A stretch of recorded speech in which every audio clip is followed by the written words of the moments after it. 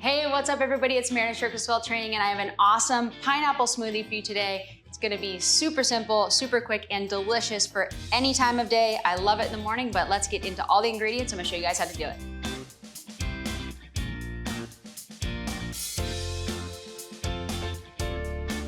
All right, so we see all of these ingredients for this pineapple smoothie, and I have a fancy new blender, which I tested out already. That's why there's pineapple debris everywhere, because I want to make sure I press the right button. And luckily enough for me, it says smoothie here, so it's pretty idiot-proof for me doing any kind of recipe. But because I like simple and easy, this pineapple smoothie is not only going to help with digestive enzymes because of the actual pineapple, but it's also going to help boost immunity and make you feel fuller longer, plus give you that kick of sweetness that you're looking for, so you don't grab the donut or the chocolate or whatever else is that's hanging around the house.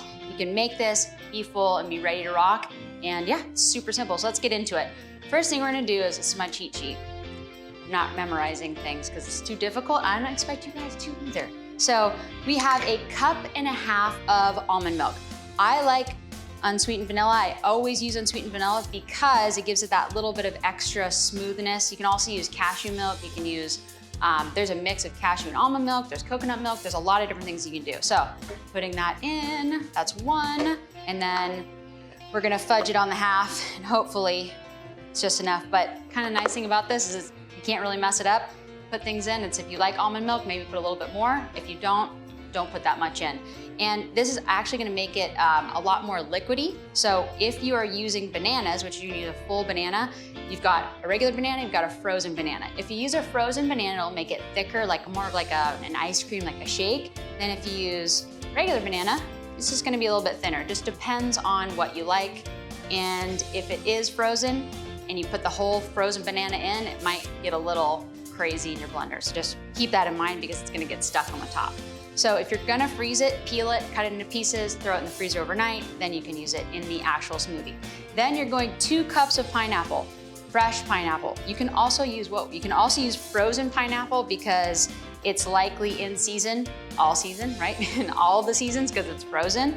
But if it is summer or you have great access to fresh pineapple, I'd always use it because the enzymes, especially bromelain, actually helps with digestion and strengthening of your immune system. So always looking for that, especially me, because I have 2 little kids. I always want to make sure that I have enough immunity to make sure that I'm not getting sick and getting them sick. So let's move into honey. So honey, great anti-inflammatory. Got 2 tablespoons, which is kind of a lot. But if you are someone who doesn't necessarily love the sweetness, you should probably take off the top. It's not open yet. This is what happens. Okay, 2 tablespoons of honey. Like I said, it's sweet. If you don't love honey, do 1. I'm just gonna do 1. I like honey, but pineapple is sweet, so you don't necessarily have to do 2. But if you're doing a bigger recipe, you may have a little bit more pineapple or a little bit more of the almond milk, then you can add another tablespoon of honey. Then you're going vanilla extract. This is really, really strong. This little bit, it is very, very potent, so you don't want to use a lot. I'm gonna use a 1/4 teaspoon of this. I always put it over because I end up making a huge mess. So you basically get a 1/4 teaspoon without even pouring it in because it runs down the side. So you get 2 1/4 teaspoons. So it's kind of aggressive when you start pouring things in like that. But last thing we're gonna do is add cinnamon.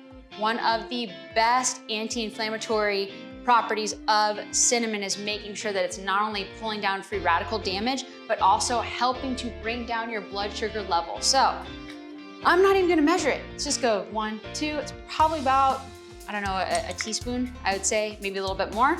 Then you're going to put the top on and make sure it's secure because I've done that before. It makes a huge mess. So here we go. Roll it. Loud. Loud, loud, loud. There goes my paper. All right. So that is it. Now you can see this is like a little bit looser, so it's like a smoothie kind of juice.